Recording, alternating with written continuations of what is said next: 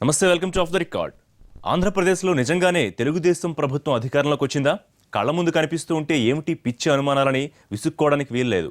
బయట వాళ్ళకి ఇలాంటి సందేహాలు వస్తే తేలిగ్గా తీసుకోవచ్చు. కానీ ఈ అనుమానం వస్తోంది స్వయాన ఆ పార్టీ నేతలకేట. ఎందుకంటే తమ ప్రభుత్వం అధికారంలో ఉందనే ఆనందం ఏ కోసానా లేదంటున్నారు నేతలు. కొన్ని చిన్న చిన్న విషయాలపై ప్రభుత్వ అధినేతకు మొరపెట్టుకున్న ఫలితం శూన్యమట.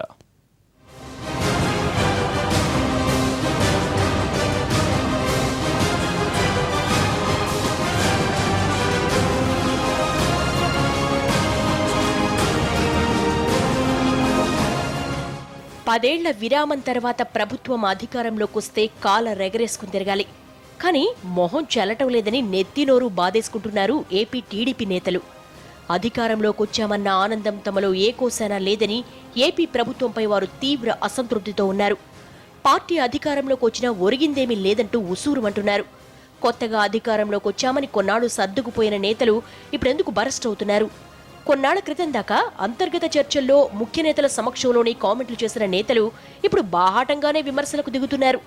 మొదట్లో విజయవాడ ఎంపీ కేశినేని నాని, కొద్ది రోజుల క్రితం అనంతపురం ఎంపీ జేసీ దివాకర్ రెడ్డి వ్యాఖ్యలు ఆంధ్రప్రదేశ్లో అధికార పక్ష నేతల పరిస్థితికి అద్దం పడుతున్నాయని పార్టీ కేడర్ చర్చించేసుకుంటోంది. ప్రజలు మాకు ఓటేశారు, తెలుగుదేశం పార్టీకి మేము గెలిచాం.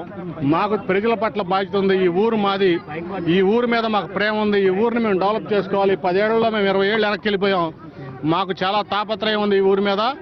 ఇవన్నీ మాకు నెరవేరాలంటే పైనుంచి కింద వరకు కూడా ముఖ్యమంత్రి స్థాయి నుంచి కార్యకర్త వరకు కోఆర్డినేషన్ కావాలి.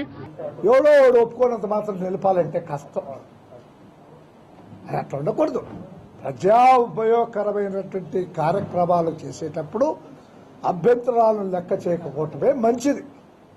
అన్నిటికీ పిడుకు పిండా కొడుకు అదే సూత్రం ఉపయోగిస్తామంటే మంచిది కాదు, మంచిది. అసలే ఆర్థిక లోటు, అవకాశం చిక్కినప్పుడల్లా ఖాళీ జేబులు చూపిస్తున్నారు ఏపీ సీఎం. నిధుల్లేక తమ కాళ్లు చేతులు కట్టేసినట్లుందని ఓ పక్క ప్రభుత్వం చెబుతోంటే కనీసం నిధులతో అవసరం లేని పనులు కూడా రావడం లేదని అధికారపక్ష నేతలు అసంతృప్తితో రగిలిపోతున్నారు. ముఖ్యంగా పోలీస్ స్టేషన్లో చిన్న చిన్న పనులు కూడా కావటం లేదని, పోలీస్ అధికారులు తమ లెక్కలో కూడా తీసుకోవటం లేదని నేతలు వాపోతున్నారు. పార్టీ అధికారంలోకి వచ్చాకైనా పార్టీ అండ ఉంటుందన్న భరోసాని కేడర్కు కల్పించలేకపోతున్నామని, వారి ముందు తలెత్తుకోలేకపోతున్నామని నేతలు గగ్గోలు పెడుతున్నారు. ఇన్నాళ్లు అధినేత వద్ద ఇలాంటి విషయాలు ప్రస్తావించలేకపోయిన నేతలు కూడా తమ ఇరకాట పరిస్థితిపై ఆయన ముందే గొంతు విప్పుతున్నారు.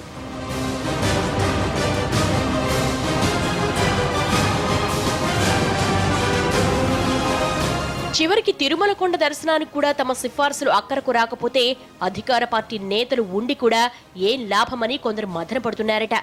ఏకంగా టీడీఎల్పీ మీటింగ్లోనే కొందరు నేతలు దీనిపై చంద్రబాబు దృష్టికి తీసుకువెళ్లారని సమాచారం. ప్రస్తుతం నెలకు 30 వరకు లేఖలకు అనుమతి ఇస్తున్నారని, ఆ సంఖ్యను పెంచాలని ఎమ్మెల్యేలు బాబును కోరారట. సీఎం దీనికి సానుకూలంగా స్పందిస్తారని ఆశిస్తే రివర్స్లో క్లాస్ పీకిన చంద్రబాబు సిఫార్సు లేఖల సంఖ్యను 20కి కుదిస్తున్నట్లు చావు కబురు కాస్త వేడిగానే చెప్పారట. దీంతో ఎరక్కపోయి చెప్పాము, ఇరుక్కుపోయామని ఎమ్మెల్యేలు పక్కకొచ్చి బాధపడ్డారట. దూర ప్రాంతాల నుంచి ఎలాంటి సిఫార్సులు లేకుండా దర్శనానికి వచ్చే భక్తులకు ఇబ్బంది కలిగించడం సబబు కాదని చంద్రబాబు అభిప్రాయపడ్డారట. గత ప్రభుత్వ హయాంలో చేసినట్లు విచ్చలవిడిగా వ్యవహరించి ప్రభుత్వానికి చెడ్డ పేరు రావద్దని సహచరులకు సీఎం నిర్మోహమాటంగా చెప్పేశారట. అయితే టీటీడీ పెద్దలు సాగిస్తున్న దందాను కూడా ఇంతే ఖచ్చితంగా అడ్డుకుంటే బాగుంటుందని పార్టీ ఎమ్మెల్యేలు గుసగుసలాడేసుకుంటున్నారట.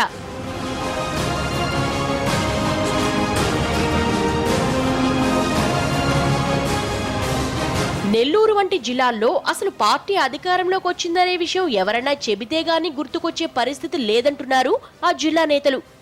నెల్లూరు జిల్లాలో టీడీపీ నుంచి 3 ఎమ్మెల్యేలు మాత్రమే గెలిచారు. జిల్లాపై తమదైన ముద్ర వేసే సీనియర్ నేతలెవరూ ప్రభుత్వంలో లేరు. నారాయణ మంత్రిగా ఉన్నా ఆయన ఎన్నికల తర్వాత రాజకీయ తెరపైకి వచ్చారు.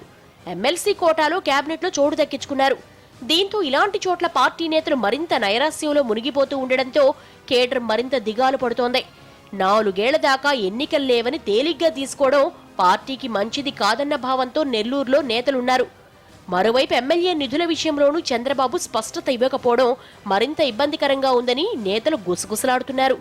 ప్రజల్లోకెళ్లే కార్యక్రమాలు ఎలాగూ చేపట్టలేకపోతున్నామని, కనీసం ఆర్థిక అంశాలతో సంబంధం లేని విషయాల్లోనైనా అధినేత తమకు అవకాశం ఇస్తే కనీసం తమ ఉనికిని కాపాడుకోగలుగుతామని అధికారపక్ష నేతలు అంటున్నారు. ఎక్కువ కాలం ఏమీ చేయకుండా నియోజకవర్గాల్లో తిరగలేమని, 10 ఏళ్ల నుంచి ఎన్నో ఆశలు పెట్టుకున్న కార్యకర్తల్ని సంతృప్తి పరచకపోతే అధికారంలో ఉన్నామన్న విషయాన్ని మర్చిపోవాల్సి వచ్చేలా ఉందంటున్నారు.